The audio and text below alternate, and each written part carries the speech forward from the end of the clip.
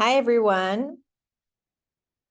Let us welcome Maria Lepp, who's a customer success manager, the customer success manager at Port, and myself.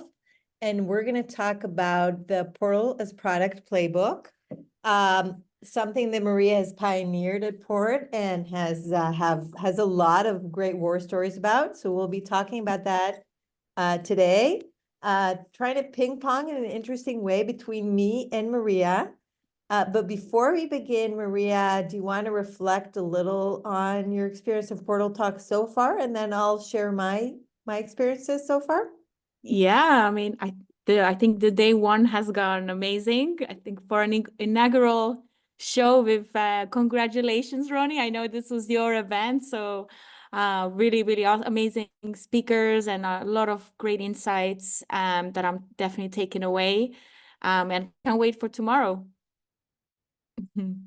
Thanks. I learned a lot from everybody that was speaking. I think mostly how seriously people think about providing the right experiences to developers, and also what I learned from the Portal is in Real Life a panel with Maria, with Tiffany and Jennifer and Louis and Pavel was this great passion to improve developer lives. Yeah, And a feeling of fulfillment that they have. yeah.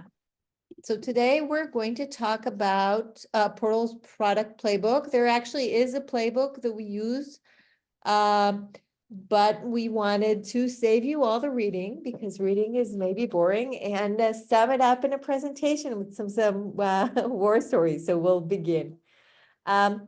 So why do you need to talk about Portal's product at all?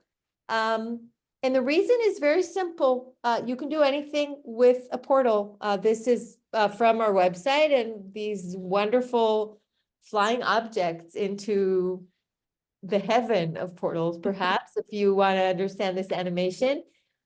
Really talk about the many things you can build with a portal. And Maria, you've probably seen more portal use cases than actually anyone else at Port. What kind of use cases have you seen? Like, what kind of range of use cases have you seen so far? Honestly, such a wide range. First of all, I think that's one of the amazing parts, that it's so flexible for any kind of team and persona. But I guess most commonly, for sure, I've seen service catalog with ownership as the beginning stage, because it makes sense. You want to figure out what do you have and gain visibility and share the visibility across your organization. It's easy to implement and it provides immediate value. And it sets a very good foundation for future expansion of your portal. So a lot of that. Also, I've seen many customers implement, self-service actions first before cataloging.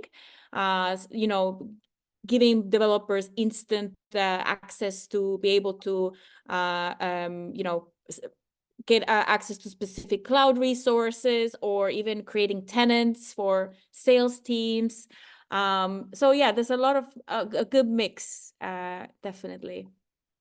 So you're learning a lot about SaaS providers creating tenants from customers through their portal. Yes, Yeah. yes, very cool. So a little bit about, the ideas we've been talking about all day today. If the platform, on the right-hand side is all these tools through which you want to build reusable self-service actions that are repeatable and scalable for developers. If there's nothing in the middle, you're actually presenting your many types of users. They can be experts, SREs, developers with too many interfaces that have no common terminology. And that's why we want to go and offer an internal developer portal at the middle.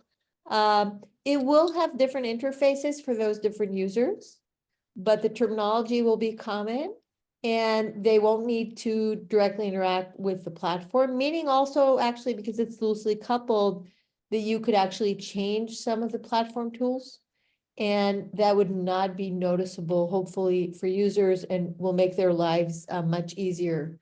And kind of talking about this in a very high level way, you know, just as Maria said, there are a lot of different things you can do with portals. If the overarching idea is to curate customizable developer and or manager friendly experiences to reduce cognitive load, there are two options that Maria has mentioned. So visibility, the software catalog. We just had a session about inner source and API catalog. So showing them to developers, showing APIs, showing microservices, self-service, which we spoke to about quite extensively a minute ago. And then standards is a very strong use case as well. Can you talk about that a little, Maria, and kind of explain what you're seeing and the power of this use case? Yeah, standards or scorecards, as often people call them, super powerful, but like in a sense that also it allows the developers to still have some kind of autonomy. So I've seen many customers, you know, enforce DORA metrics across the organization, maybe even just check code quality or service quality, making sure all the features are there and added. Same with application security. So it's nice thing is that you can introduce your own DNA into this process because no one enforces standards the same way. Cloud cost is another very cool use case that I've seen. So yeah, it's nice and easy to implement. Yeah. So both for measurement, really productivity measurement, like DORA metrics, and then more on the enforcement and security vulnerability side on the AppSec side. Exactly. Yeah. Good. So you're probably ready to begin your portal journey because we've been talking about it all day, or at least in the last 5 hours. But these are our warning slides. So I'm going to say what the warnings are and Maria will explain them. So we want to talk about some common anti-patterns for portals and places where they're probably not the best way to start with a portal. Avoid temptation is one rule.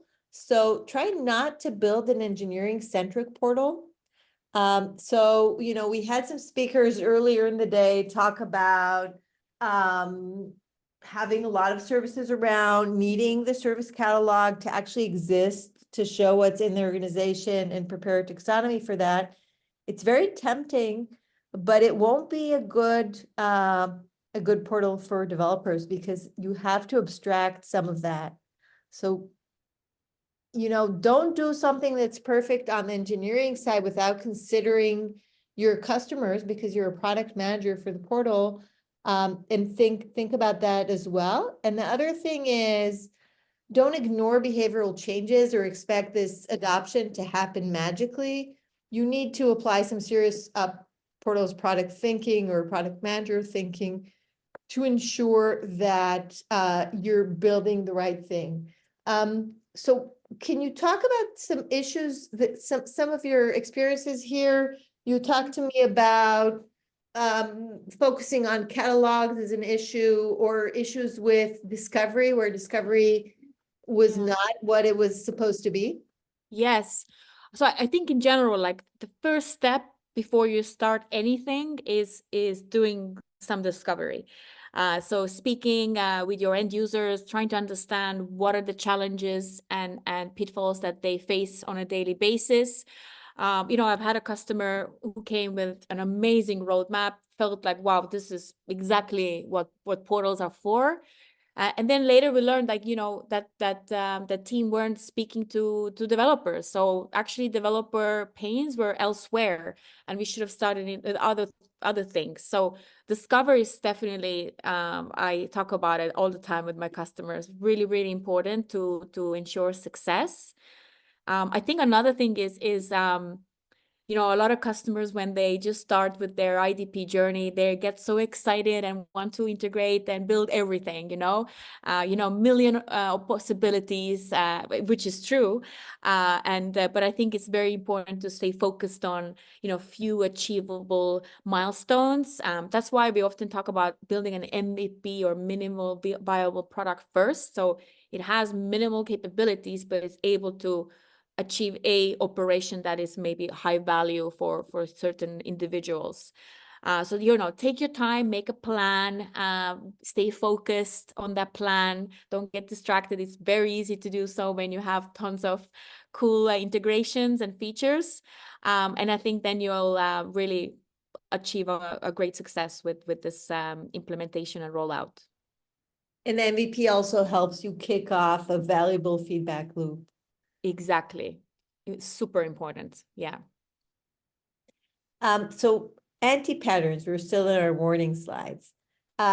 So recreating core systems or replacing them for no reason. In some cases, you already have systems that provide something that's in the portal. Maybe they're not good. Okay, so maybe you have a self-service user interface that's not good, but it's there. And you need to think whether and if you want to turn it off and why. Repeating earlier issues, great example from Maria, when you're triggering approval flows that maybe shouldn't be there because you've created standardized activity through the way that you would define self-service, and trying to do too much too quickly. Can you talk about the specific example of like customers where you see they have an existing CMDB? Yeah, so we've had different customers already have a lot of systems and processes in place, and we've had one customer, like you mentioned, like a configuration management database tool, and there was extensive discussion in the discovery process whether that should be cataloged inside a developer portal as well. And then realized, actually, just keep it as it is. It's working, it's doing, fitting its purpose.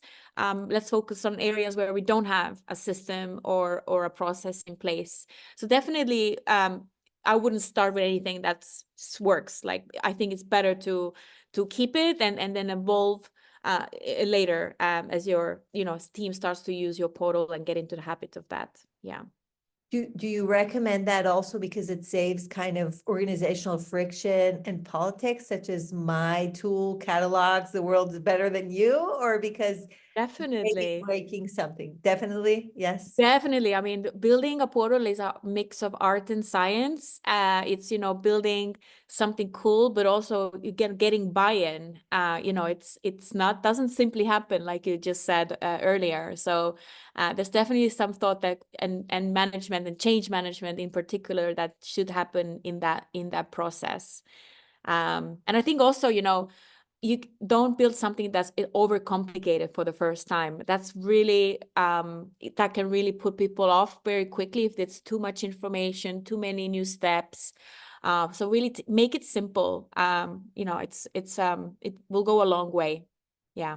So maybe we need to respect that people are used to using maybe a tool like CMDB to catalog their services or provide other information, and just respect that in the beginning and not start to say, no, you should be doing this differently.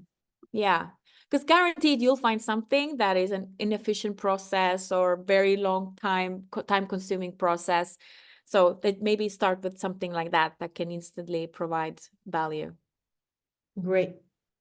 Going on to the next slide. Mm-hmm. We go into the forest of scoping. So defining your MVP and discovery, two pieces that sound easy. They're not that easy, and they require, that's where you're doing the deep thinking of where you can help and make changes. I know there are different personas involved here, mostly in the discovery phase, but also maybe you want to bring them on to a scoping discussion as well. Can you talk us through the personas a little and what each of them can do in a portal? Yes, definitely. So I've seen many customers bring in, you know, SRE, managers, developers, maybe a cost personnel, but also, you know, CX people, to actually being part of the whole implementation process or design process, so that, you know, you're building something cool for your end customers. And I think actually executive sponsorship is another a really high value thing, to have their buy-in and their support to roll this out to the whole company.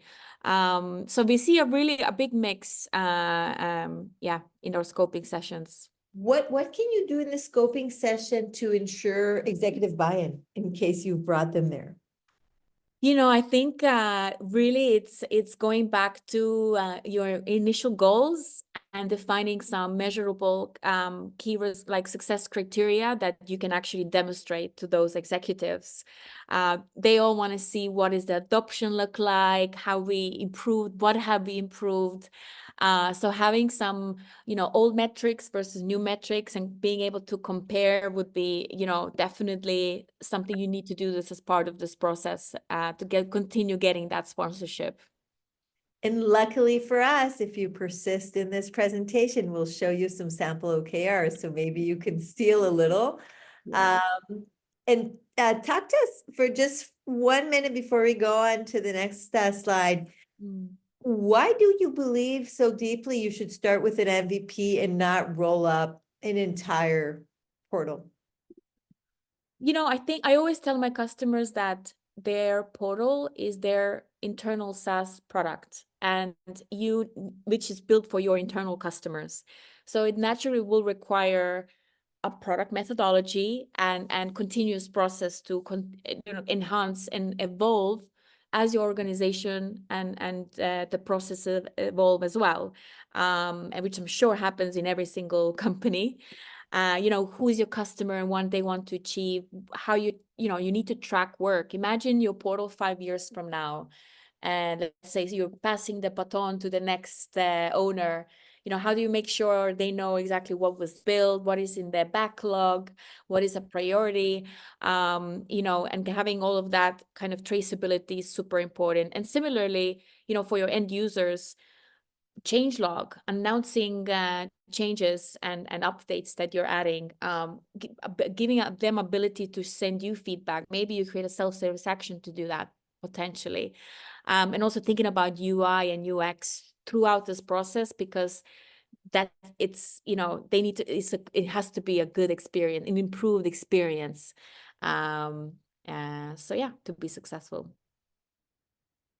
Oh, and okay, so this is Maria's favorite slide, maybe. She's been using it for a long time in Port, really showing how user stories stack up from sprint to sprint and take you from the portal MVP to the portal to the generally available product portal, where you actually launch through release notes, through other communications, more and more user stories, and you don't dare launch everything at once. You keep launching them and trying to learn from the process and from the users.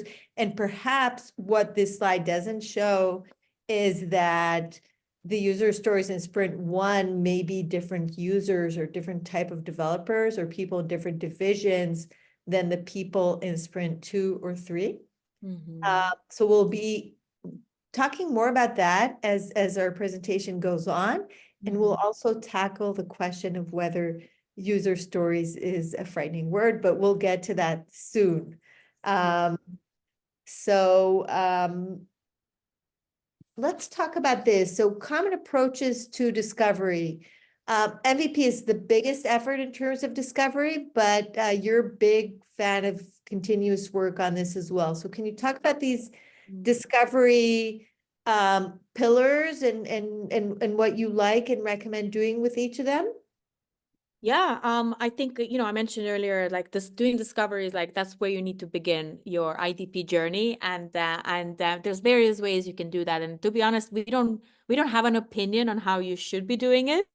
It's more really, you know, whatever it works best for your company culture. But I've seen customers do surveys, for instance. Surveys are great because it's scalable. You'll have the same questions and it can be done, you can get results very fast and you can analyze them and get some good insights through that. So it gives you a lot of breadth, but it doesn't give you a lot of depth, which is where you get those one-on-one interviews, which you can conduct with your developers, whoever is your end customer. And that's where it gives you a lot of context and insights that probably isn't shared in the surveys person. And also because you're in face-to-face or in a Zoom, so it's different. You get some really interesting insights through that as well. Group working sessions is also another great one. It's a great way to build the momentum as well for Portal. So bring in different personas, have like a working session where everybody adds on the board, what they want inside a Portal or what are the biggest pains that they are experiencing now. And then you can very quickly identify the common use cases that might be the first MVP.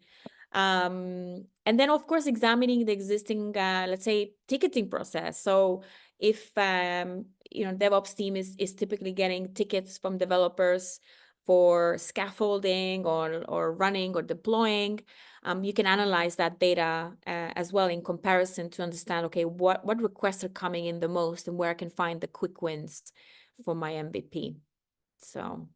And you can do a mix of them as well. So it's definitely a good thing. And I will mention also that do this continuously, periodically, before you build an MVP and maybe afterwards as well to see if the results change and the DevX improves. Several things I learned from an excellent session we had with Abby Noda from DX, which is also a sponsor, is doing kind of an initial survey and then doing quick feedback surveys on the point. So how was your experience scaffolding a microservice with the portal today? So immediately, so if something's wrong, people will tell you, which I think is great. He also spoke about using, and that actually surprised me, but I think I was convinced using self-reporting for some metrics. So if it's very difficult to know what MTTR is, you can actually ask people. And then track if you want to improve that or not. So that's cool. It is cool. It is cool. It's Cool surprising idea. me because I think I had this thought that it's either something that's very complex to measure or there are other things that are very fluffy, like, are you happy as a developer? And no, you can actually have people self-report on all kinds of things. Have you seen surprising results in surveys that customers have conducted? Yeah, I definitely have seen, customers who've they've been surprised by the results, and that really tells you how important discovery is and actually how maybe sometimes how isolated those two teams are, that you don't really actually know what your end customer is experiencing every day. So definitely have been use cases where, customers started with a software catalog and then, turned out there was actually a process by maybe creating an AWS account, which was way, way more a painful operation inside the company. So that's what they did next. So it was good. Let's talk about defining high-level goals, both great for kind of aligning yourself, but also great for achieving executive sponsorship, maybe either in selling the idea of a portal or platform project, but also in justifying it, and really getting buy-in from all the different people in the organization. So we have some example goals here. Improving the developer experience is one. We've just learned that asking people to self-report is very good. Actually, reducing cloud costs, classic example, orphaned environments that are never terminated, or just not giving people the right information about costs and having them make the wrong reasons for no fault of their own. Compliance and security, so standards, we spoke about that quite a lot. the fourth bullet is probably should be reversed. So boosting self-sufficiency, which will drive productivity, meeting SLAs and SLOs, et cetera, et cetera, et cetera. So they're all kinds of goals. And now we're going into the frightening, not really, user story thing. So I think when you start to talk to people about being a product manager of the portal, and Maria starts to tell them that they need to think about a user story. You told me, Maria, that they're not that happy. So why is user story so frightening? I just think it's purely because, you know, our customers or builders, they're engineers. They're not always product managers. So that concept is a bit of a new and maybe sound intimidating. But if you break it down, really, user stories is simply defining a goal of a user, what user wants to achieve within your portal. So that's really all it is. So as a type of user, I want to accomplish a goal so that I can get a benefit. These are the things you need to think about. So it's super, super easy. And really why we find this to be super important in this process is because it helps you shift the focus on you know, by not simply integrating data, but questioning what type of data do you need to ingest, how it should be organized, how it should be presented to your end customer. So for example, I don't know, I want to integrate pull requests. As a developer, I care about my pull requests and maybe reviewing them and things like that. But a manager, maybe I want to see what was the mean time to merge a PR or see some more team-wide statistics. So it's very different use, in a way, a use case. So that's why this is kind of really important. It helps you stay, you know, bridge the gap between technical implementation, user experience, and making sure you're really focusing on the right value added. Yeah. Yeah, so maybe the objectives and the impacted metrics are a way to justify user stories. So if I want to boost developer productivity, I can focus on a metric, and in this example, increasing deployment frequency, and I can implement that through nudging PR reviewers. So maybe the user story nudge PR reviewers sounds too much like something from product management hell or something. But actually, if we define it, the user stories force us to find stories where we make a difference. So if I say I want to reduce mean time to repair, and I'm not able to explain the user story of the right self-service actions or helping on call or whatever, then I'm not doing a good job. So in terms of user story, usually start like as a developer, I want to, or as a manager, or as an SRE. Yeah, And exactly. what's your favorite manager user story? As a manager, I want to see the progress of my initiatives. Let's say we are upgrading to a different package across my team. I want to see how many, you know, I just want to have like maybe stand-up metrics. So like I can see what PRs we need to focus on first, bugs that my team needs to fix, any outages that might have occurred overnight. Like a one single kind of, I mean, it's not a really, I'm splitting into many different user stories there, but really that's really kind of where I'm thinking is kind of cool. Good. Now let's look at OKRs for portal. Actually, something we learned from a customer. So looking, for instance, the objective can be improved developer productivity, and the key result can be the number of features delivered in a quarter, self-reported measurement of flow and satisfaction, lower attrition rates, hopefully, improve speed to market of application development, incident response time, et cetera. So really nice set of OKRs. Maybe the MVP covers one or two.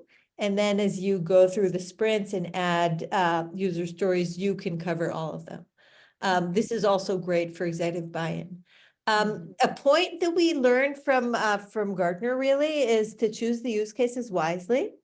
Just like it's not a good idea to go into a very engineering centric portal, maybe or not maybe, you need to make sure that you're doing a use case that's in high demand. There'll be a decent amount of developers using it. It will provide high value for them, so save a lot of time. Tiffany, in the internal developer portals in real life session, spoke about an action that today takes 85 minutes and now will take 5 minutes. That is high value to me. Yeah. And it's easy to implement. So don't do the MVP with a very, very complex feature, because that may not be the right thing to do initially. And a cool tool that we have on our site is called a roadmap planner. And it really shows you in a very simplistic way on how to think about user stories and also how to then prioritize them in a roadmap. And we'll show you some examples. So who should I be? Developer, security manager? Let's do developer. Yeah, why not? Developer. And what do I want to do? So this is actually on the portal. You can just play with it and build with it for any portal. What would you like to do? Let's say as a developer, I want to create a temporary access to a specific cloud resource. So to get Say, yeah.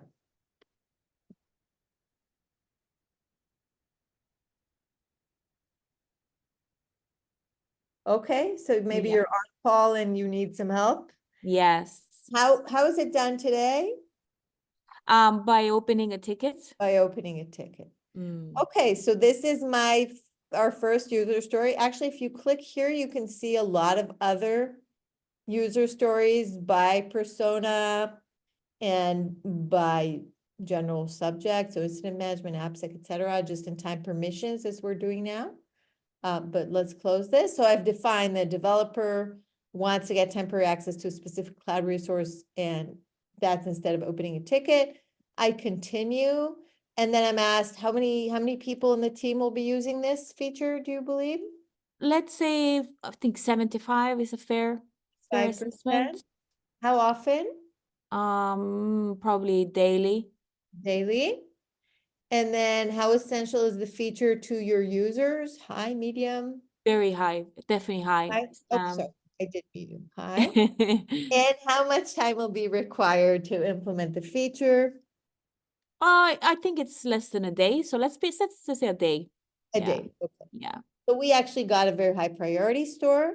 What we do is we then add it to a table where we have, okay, this actually remembered something that we played in earlier today. So we have Two. very similar user stories. One is nice to have, one is high. We can clear the table and we Yeah. can download it. And just like in a cooking show, we've pre-prepared some roadmaps for you.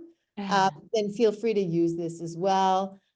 So in this case, a set of user stories around Kubernetes. So visualizing how Kubernetes services interconnect, deploy, and monitor health of clusters. Another group is like a cost group. So manager can see costs and probably do some standards there.